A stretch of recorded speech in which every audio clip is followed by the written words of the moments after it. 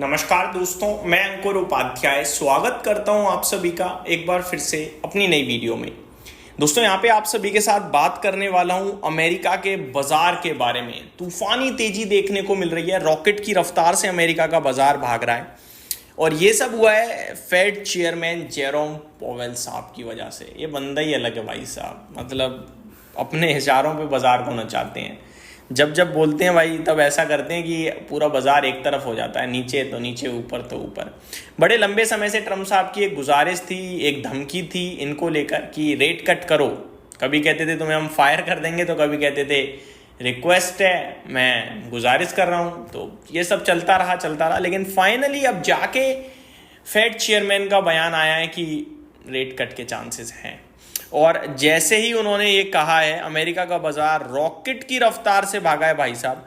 Current situation ऐसी बनी हुई है कि अराउंड 900 पॉइंट डाउ जोन्स ऊपर है और फ्रेश लाइफ हाई हिट कर रहा है। जी हाँ, 900 पॉइंट ऊपर है डाउ, 2% की तेजी दिख रही है।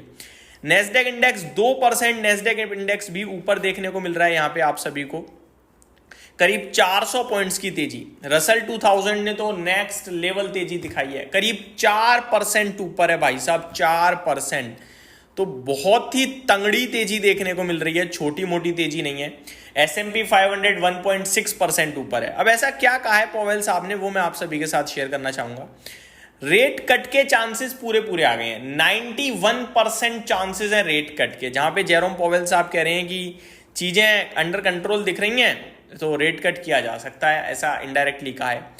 In his much anticipated speech at the fades annual conclave in Jackson Hole Wyoming, the central bank leader in prepared remarks cited sweeping changes in tax, trade and immigration policies. The result is that the balance of risk appear to be shifting between the Fed's twin goals of full employment and stable prices. While he noted that the labor market remains in good shape and the economy has shown resilience, he said downside dangers are rising. At the same time, he said tariffs are causing risk that inflation could rise again, a stagflation scenario that the Fed needs to be avoided. With the Fed's benchmark interest rate, actually मैं short में बताना चाहूँगा, अनुमान ये लगाया जा रहा है कि सितंबर की जो मीटिंग है उसमें 25 बेसिस पॉइंट के रेट कट के पूरे चांसेस बन गए हैं। इनफैक्ट मार्केट जो डिस्काउंट कर रहा है वो 25 बेसिस पॉइंट का रेट कट ही डिस्काउंट कर रहा है। इवन मार्केट जो पार्टिसिपेंट्स हैं, जो सजेस्ट किया जा रहा है वो है कि 91% चांसेस ये हैं कि रेट कट आ जाएगा इस बार, और इसीलिए अमेरिका का बाजार भाग रहा है। लेकिन क्या करें इसका, हमारा क्या लेना देना इससे। हमारा बाजार चलेगा नहीं चलेगा, हमारे लिए कुछ है खुशखबरी? कुछ नहीं है। सब अमेरिका अपने लिए कर रहा है इस समय। ये ग्लोबल मार्केट्स का, इमर्जिंग मार्केट्स का लीडर तो जरूर था, फॉलो तो जरूर करते थे इसे सब, लेकिन इस समय भारत का बाजार ने बिल्कुल मुख मोड़ लिया है इससे। ये अलग जाता है, हम अलग जाते हैं। उनके लिए सब अच्छा हो रहा है, हमारे लिए कुछ भी अच्छा नहीं है। इवन हमारे लिए तो और ख़राब है, क्योंकि जो FIIs हैं वो हमें वैसे ही बेच रहे हैं, क्योंकि हम अंडर परफॉर्म कर रहे हैं ग्लोबल मार्केट्स को इस समय, स्पेशली इमर्जिंग ग्लोबल मार्केट्स को। ऐसे में वो अपना पैसा निकाल कर और दूसरी जगह डालेंगे। बट मैंने ना बाजार में एक चीज़ देखी है, वो ये है कि ये मैं अपना व्यू दे रहा हूँ, डिस्क्लेमर ये मार्केट से रिलेटेड नहीं है। मैंने ये देखा है कि जब कहीं बहुत तेजी हो रही होती है, फिर एक ऐसा पल आता है जहाँ पे बहुत अच्छी खबर होती है और बाजार बहुत तेज भागता है, वहाँ टॉप बन जाता है। और बहुत मंदी हो रही होती है, बहुत ख़राब खबर आती है, बुरी तरह गिरता है, वहाँ बॉटम बन जाता है।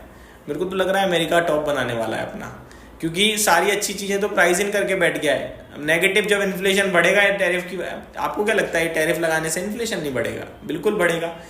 तो मेरे को तो लग रहा है भैया ये अमेरिका के लिए अच्छे दिन शुरू नहीं हो रहे हैं, अब ख़राब दिन शुरू हो रहे हैं। बाकी तो वक्त बताएगा। बात करें यूरोप की, तो यहाँ भी एक्शन है बट कुछ खास नहीं है। FTSE फ्लैट टू पॉजिटिव, डेक्स 1/3% ऊपर, कैक आधा % ऊपर। तो तेजी केवल और केवल अमेरिका में है, कहीं भी इसका वो नहीं पहुंचा है, आपके छींटे भी नहीं पहुंचे। इतनी तेजी अमेरिका में, और ये कहीं रिफ्लेक्ट नहीं हो रही है अमेरिका को छोड़कर।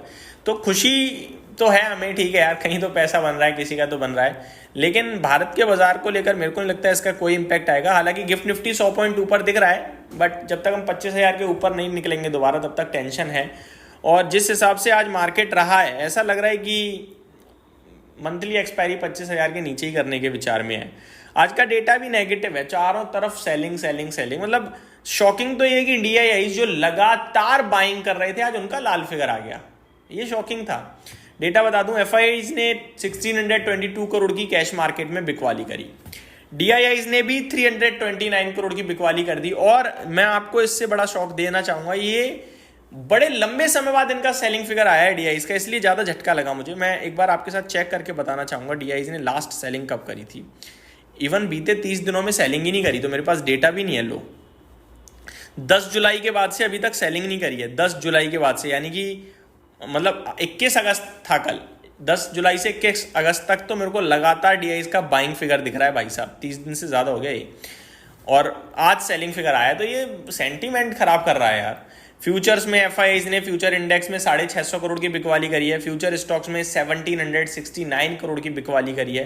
तो सेलिंग प्रेशर था आज, काफ़ी हैवी था, डेटा भी दिखा रहा है। और अमेरिका की तेज़ी अमेरिका तक ही रहेगी, हमारे तक नहीं पहुंचेगी, इसका दुख रहेगा हमें, बट ठीक है। और मेरे को तो ये भी लग रहा है कि यहीं से हमारी अब तेज़ी शुरू होगी, बट अमेरिका की वजह से नहीं, हमारे अपने स्ट्रेंथ्स की वजह से। और रेट कट और आने दो, एक बार और अमेरिका को चलने दो, फिर वहीं पे बन जाएगा वहीं के टॉप, मुझे लग रहा है, क्योंकि बेफिजूल में बहुत भाग चुके हैं और इकोनॉमी इतना अच्छा कुछ कर नहीं रही है। लेट्स सी क्या होता है क्या नहीं होता।